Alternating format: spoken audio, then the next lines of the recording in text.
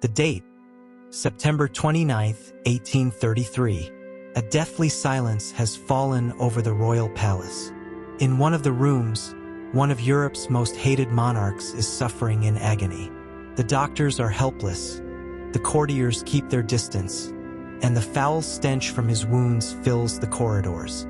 This is the end of King Ferdinand VII of Spain, and only one question is on everyone's mind. Was this divine justice?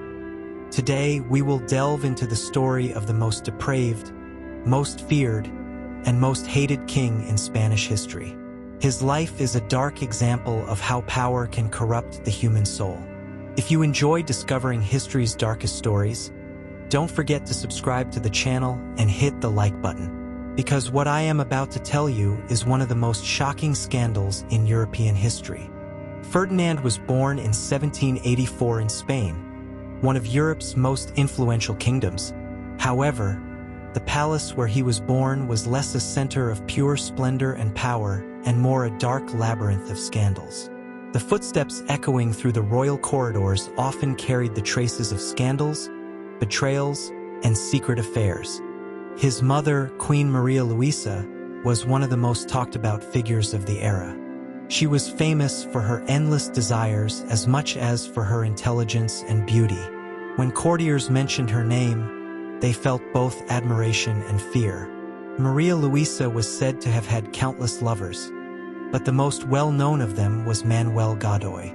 Godoy had risen from a simple guard officer to one of the most powerful men in the kingdom, gaining so much influence that he nearly eclipsed the king himself. This was the tumultuous, untrustworthy, and interest-driven environment in which Ferdinand grew up. The palace's magnificent walls were not a symbol of trust in his young eyes, but of suspicion and fear. He began to exhibit a restless character even as a child. He enjoyed cruelty instead of mercy. He would catch cats and dogs in the palace garden and torture them. He took great pleasure in shouting at and humiliating his servants, making them cry. Ferdinand's behavior was not seen as mere childhood mischief. Some servants who heard his name in the palace became so terrified they would quit their jobs and flee. Rumors circulated that the young prince's cruelty had already reached the ears of his father, King Charles IV. But the king chose to ignore his son's dark inclinations rather than intervene. Maria Luisa, for her part, was so immersed in her own intrigues that she failed to notice the darkness growing in Ferdinand's soul. It was in this kind of environment that the young prince passed his childhood, shaped by fear and distrust. He had discovered his desire for power and control at a young age, and he had grown accustomed to making everyone around him a part of his own little games. These early years were a harbinger of the cruel and suspicious behavior he would exhibit when he later ascended the Spanish throne. Ferdinand's education was a complete disaster. While other European princes were learning art and philosophy, he focused only on satisfying his own desires. He hated art and literature, and he would not even pick up a book. He had secret holes drilled in his palace rooms to spy on the private lives of others. This was a harbinger of what he would do in the future. By 1802, Ferdinand had turned 18. Among Europe's royal houses, political alliances were cemented through marriage, and Ferdinand became a part of this tradition. That year, he married his cousin, Maria Antonia, Princess of Naples and Sicily. This marriage was seen as a union of power for both the Spanish and Neapolitan Bourbon dynasties. The court circles believed that this union would mature the young prince's character and transform him into a more responsible candidate for the throne. But these expectations were very quickly dashed. Ferdinand's dark personality was reflected in his married life with the same cruelty. Maria Antonia was a graceful, kind, and pious young woman. Raised in the sunny and cheerful palaces of southern Italy, she was unaccustomed to the cold and tense atmosphere of the Spanish court. After she arrived in Madrid, she had to live with a husband who was constantly controlling, jealous, surly, and cruel. Ferdinand would frequently humiliate his wife and act out countless sexual fantasies on her. In his married life, Ferdinand displayed a sadistic attitude, subjecting Maria Antonia to verbal and even at times physical abuse. This marriage quickly ruined Maria Antonia's mental health. The once smiling and lively princess turned into a reclusive, silent, and pale shadow in the palace. Visitors recounted that she would pray for hours in her room, and at times even wept, begging God for help. To escape Ferdinand's fits of rage, she would withdraw to the quieter wings of the palace and spend her days in seclusion. And tragedy was inevitable. Maria Antonia fell seriously ill before she even turned 21. According to official reports, the illness was tuberculosis. However, this diagnosis did not satisfy anyone at the court. Whispers began in Madrid's dim halls after her death. Some claimed she had been slowly poisoned, while others said that the psychological and physical pressure Ferdinand had inflicted had consumed the young woman's health. Her family in Naples was also suspicious. Maria Antonia's mother held her husband responsible for her daughter's death, believing that her daughter had fallen victim to a poison plot. This event created a cold tension between the two royal families. Maria Antonia's death left no visible effect on Ferdinand. On the contrary, this event further solidified the cruelty in his character. The young prince, instead of mourning his first wife, occupied himself with court intrigues and power games. Historians describe this period as Ferdinand's dark transformation. He was no longer just a cruel prince, but was evolving into a ruthless politician as well. By 1808, Europe was under the shadow of Napoleon. The French emperor had completely changed the political balance of the continent and brought great kingdoms to their knees. Spain's turn had come. As Napoleon's armies crossed the Pyrenees and began to occupy the country, the Spanish people were angry but hopeful. They needed a savior, a strong leader who would protect them from this invasion. And all eyes, naturally, turned to the heir to the throne, Ferdinand. Ferdinand had a historic opportunity. He could have rallied his people around him and become the symbol of national resistance.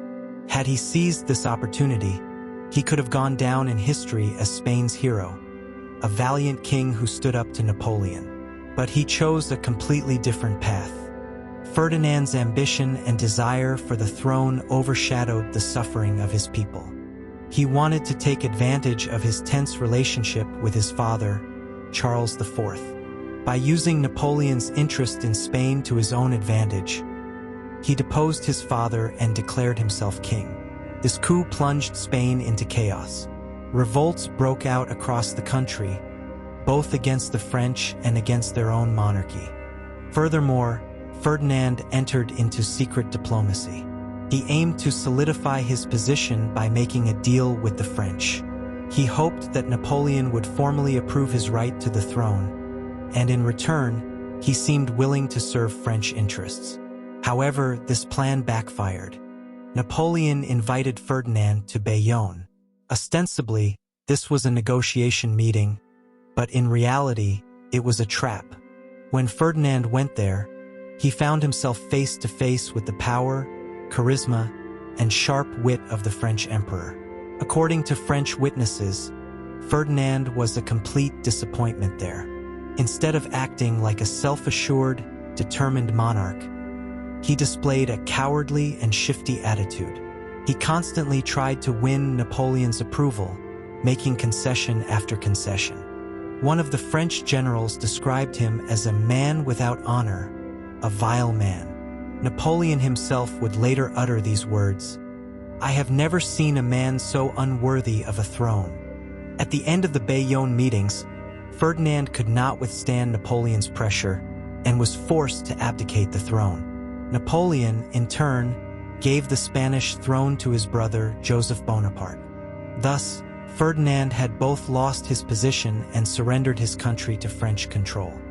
This event was a turning point for the Spanish people. Ferdinand was now seen not as a hero, but as a traitor. Whispers of his name being cursed spread through the streets of Madrid. The War of Independence that began in Spain was no longer just a struggle against the French, but a battle against Ferdinand's weakness and his actions, which were seen as an act of betrayal. The years of exile at the Château de Valençay were a critical period for Spain's destiny. After the events in Bayonne in 1808, Napoleon Bonaparte had forced both King Charles IV and his son, Prince Ferdinand, to renounce their rights to the throne. Following this voluntary renunciation, Ferdinand was sent to the Château de Valençay in the Indre region of northern France. At first, this exile was presented as if it were not an imprisonment. Napoleon provided him with a spacious residence, a salary, and an aristocratic entourage. However, this comfort revealed the young king's character and also exposed his attitude towards Spain, which was under occupation. Instead of planning his country's liberation, directing guerrilla warfare, or seeking international support, Ferdinand gave himself over to pleasure and debauchery. He spent his days organizing feasts with his aristocratic friends in France and the Spanish courtiers held under Napoleon's watch. The chateau's halls were filled with the sounds of music and laughter. Ferdinand corrupted the French servants, bringing them into his inner circle, winning their trust by giving them tips and small ranks. During this period, it was recorded that the young king contracted a venereal disease for the first time. This was seen as a sign of his excessiveness in his private life.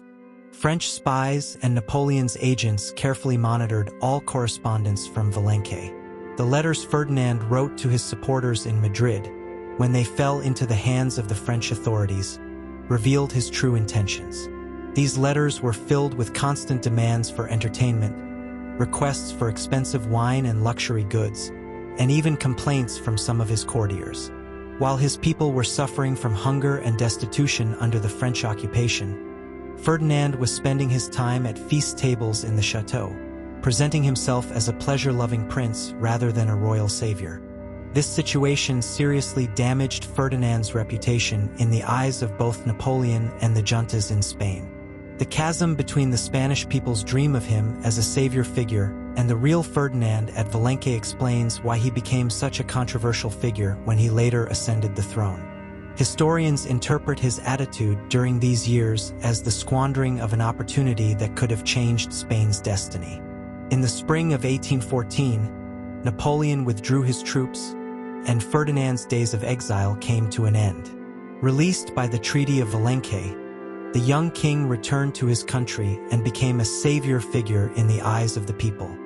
His return was seen as a symbol of Spain's revival after a bloody 5-year resistance against the French occupation. The people poured into the streets, kneeling before his horse and shouting El Deseado, the desired one. People believed that Ferdinand would bring freedom and justice to the country. But this hope was short-lived. The first thing Ferdinand did when he arrived in Madrid was to annul the Constitution of 1812, the liberal constitutional order prepared in Cádiz. He dissolved the Cortes, and some of its members were imprisoned. Spain once again became an absolute monarchy. Ferdinand did not just abolish the Constitution. He also extinguished all of society's hopes for freedom. He re-established the Inquisition. This was an institution that had already been abandoned in the rest of Europe, but for Ferdinand, it was the most effective tool for silencing opponents and controlling the people through fear. The Inquisition courts were re-established, and charges of heresy were brought back to the agenda. During this period, the oppression of women, in particular, increased. The Inquisition courts were sometimes used for religious reasons and sometimes for the personal ambitions of the king or courtiers. Some documents concerning Ferdinand's private life show that he forced some women to submit to his desires by threatening them with charges of heresy. These rumors were frequently voiced by the era's opposition writers, causing Ferdinand to be remembered as a lustful and cruel monarch. During these years, Spain was completely transformed into a police state. Agents loyal to the king spied on people in the streets, in taverns, and even in churches, reporting the slightest word of dissent. Censorship was tightened, and newspapers and books were controlled. Liberal thinkers were either sent into exile or left to rot in dungeons. The people began to live in a climate of fear greater than in the days when they fought against the French occupation. Historians call this period the ominous decade, La Década Ominosa, Ferdinand's reign set Spain's modernization process back decades, dragging society back into the dark shadows of the Middle Ages. In 1816, he married Isabel of Braganza. Isabel was only 19 years old, but the cruelty she experienced in the palace quickly consumed her. During this period, Ferdinand turned the palace into a den of pleasure. Even ministers were chosen based on the beauty of their wives. An unofficial harem was established in the palace. In 1818, Isabel died under suspicious circumstances. Doctors reported seeing signs of physical trauma. Ferdinand remained indifferent, and just months later, he married Maria Josepha Amalia of Saxony. She also died within 2 years. No one at the palace believed these deaths were a coincidence any longer. The 1820s were the most depraved and darkest years of Ferdinand VII's reign. The king showed almost no interest in affairs of state, dedicating all his energy to lust and pleasure.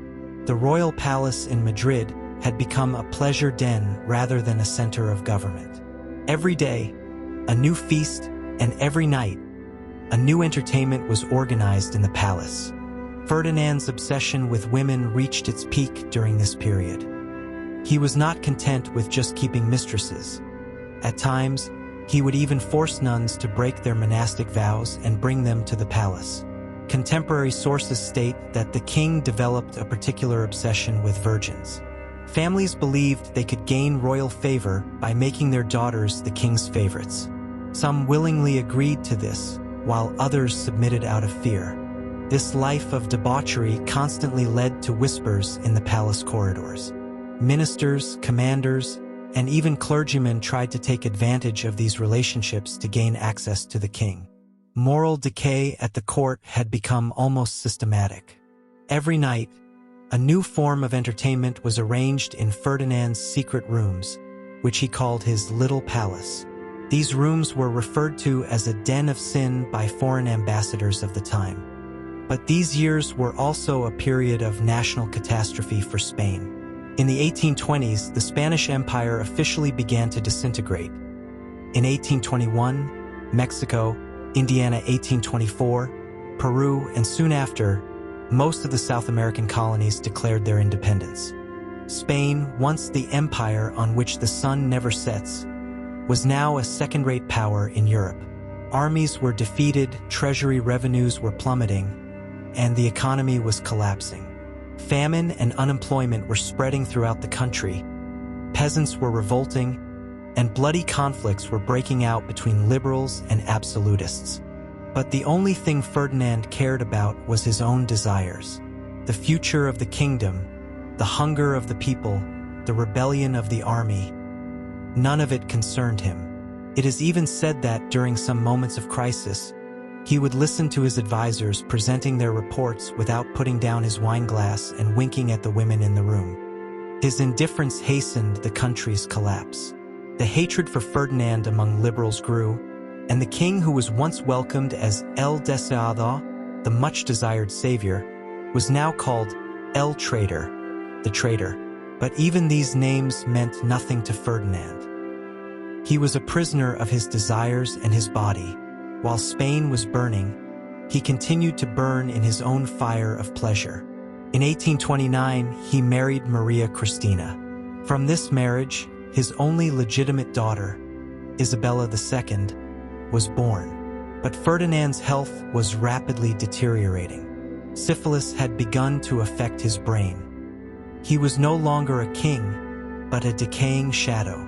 By 1833, the Madrid royal palace was like a funeral home. The heavy velvet curtains were drawn, footsteps echoed in the dim corridors, and no one dared to speak in a loud voice.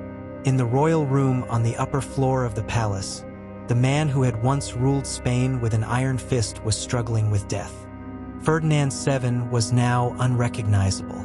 The syphilis that had plagued him for years had rotted his body from within, finally spreading to his brain and nervous system. He was constantly writhing in fever, sometimes rambling, and at times having fits of rage.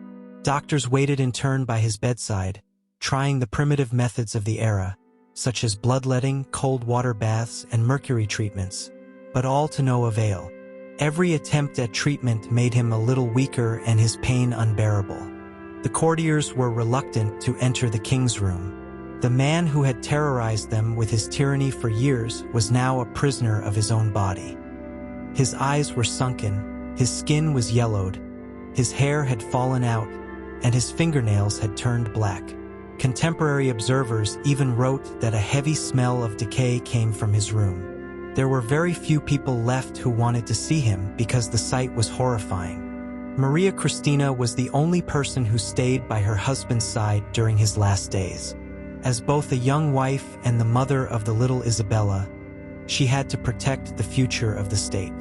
In the rare moments when Ferdinand was conscious, she would have him sign decrees, trying to secure her daughter's right to the throne. In these moments, the king's hand would tremble, the ink would smudge on the paper, and every signature seemed to tear a piece from his soul. The atmosphere around the king became increasingly somber. Dark rumors circulated in the palace.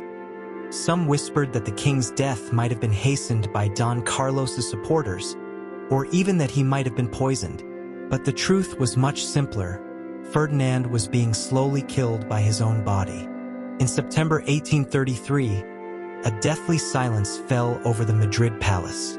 Ferdinand VII took his last breath in agony.